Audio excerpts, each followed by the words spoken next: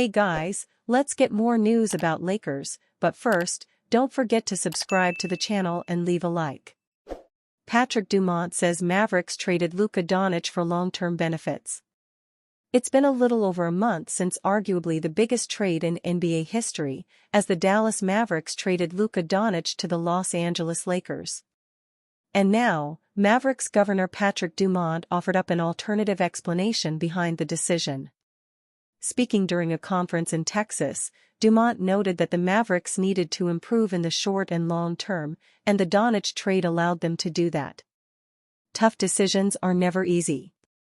Part of leadership is looking at risk, all the factors in a decision, being willing to act at that time, and look to the long term, not only thinking about the short term and how it may be received immediately. Think about the long-term benefits and what it may allow you to achieve if given all the right considerations. We had to decide how to get better. What can we do to improve our team? We looked at our trajectory during the season and realized that we did not get better. This was a decision about the future. If you look at our roster today and who we have, we feel like we positioned ourselves to be incredibly competitive against the best teams in the NBA. If you're a fan of basketball, you have Kyrie Irving, Klay Thompson, PJ Washington, Anthony Davis, and either Daniel Gafford or Derek Lively as your starting five. That's going to put fear into a lot of teams if we can get going. Dumont's words will do little to appease the frustrated Mavericks fan base, who were furious about the decision to trade their franchise superstar, especially for such a low price. Things have gotten so heated in Dallas that the mastermind behind the trade, Mavericks GM Nico Harrison, was seen hiding in a tunnel while watching a game recently. Harrison isn't just being subjected to scorn and mockery at home games. When the Mavericks played the Lakers at the Crypto.com arena, Lakers fans mockingly chanted thank you at him, as he basically gifted them a franchise star who can carry their team for the next decade. Recently, San Antonio Spurs fans also booed Harrison, which just goes to show how unpopular the decision was, as even rival fans disagree with the trade. It was a controversial move, given the talent involved. On top of that, the consequences of the trade have only led to more outrage toward Nico Harrison.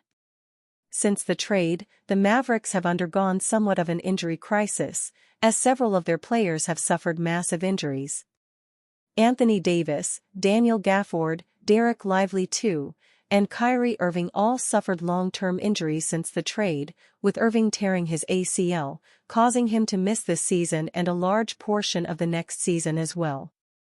The Mavericks currently only have 7 players available, just showing how much their team is struggling at the moment. And given that this impacts not just this season but also future seasons to come, you can understand why fans are so frustrated. Proposed trade sends Mavericks Klay Thompson to Lakers for $53 million guard. The 2024-25 season for the Dallas Mavericks has gone off the rails ever since they traded Luka Doncic to the Los Angeles Lakers for Anthony Davis and Max Christie. Davis has played less than a full game for the Mavericks, and they are now clinging onto the final spot in the play-in tournament with 15 games to play. Meanwhile, the Lakers have surged up the Western Conference standings.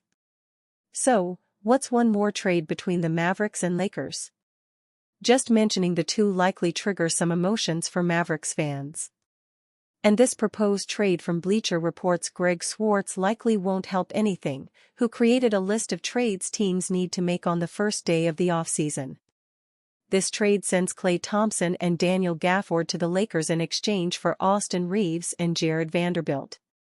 Here's what Swartz said of the deal.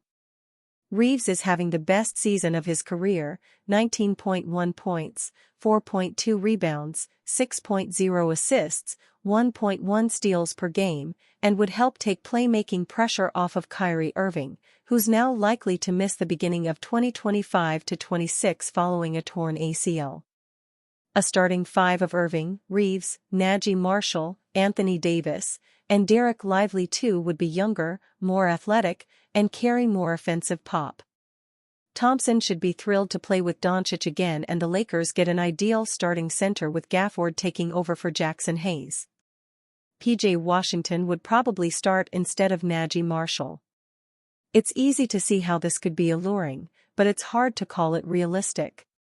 Thompson could have signed with the Lakers last offseason and chose not to, but that was a different time for the Mavericks when they had a lot of momentum following a run to the NBA Finals. And Thompson just said earlier in the week that he still believes in the franchise and wants to help them win a championship. Mavericks GM Nico Harrison would also be run out of town if he tried to make another trade for the Lakers. Reeves should have been included in the initial trade for Doncic, but he was scared to ask for too much from the Lakers. Giving up more assets to get him would only make things worse. Lakers' Jackson Hayes injury update raises concern. Jackson Hayes of the Los Angeles Lakers reacts after a foul.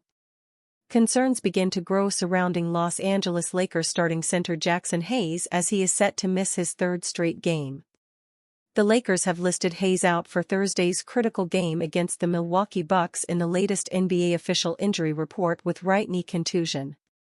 Dr. Evan Jeffries, an NBA and NFL injury expert and owner of the San Diego-based Evolving Motion Physical Therapy, expressed his concern on the 7-foot center. Starting to gain some concern with Jackson Hayes being out a third consecutive game with a knee contusion. He continues to have knee swelling. Concern would mount if he misses further games and needs imaging, Dr. Jeffries wrote on X. Hayes sustained the injury before fouling out in overtime of their 113-109 win over the New York Knicks at home on March 6. In 19 starts this season, Hayes averaged 7.9 points, 6.1 rebounds, 1.4 assists and 1.2 blocks in 24.2 minutes. He's the only viable vertical lob threat for Luka Doncic. With Hayes out, the Lakers sorely missed his interior presence in back-to-back losses to the Boston Celtics and Brooklyn Nets. The concerning injury update from the Lakers is opposite to what Lakers coach J.J. Redick told reporters before their 111-101 loss in Boston on March 8. "Don't think it's anything serious," Redick said at the time. "We've just been monitoring his swelling and his mobility. He'll be out. And hopefully, he's back soon."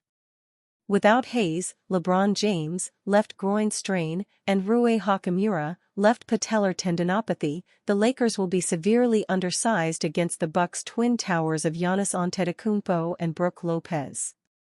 James has returned to Los Angeles, per medical recommendation, ESPN reported on Wednesday, March 12.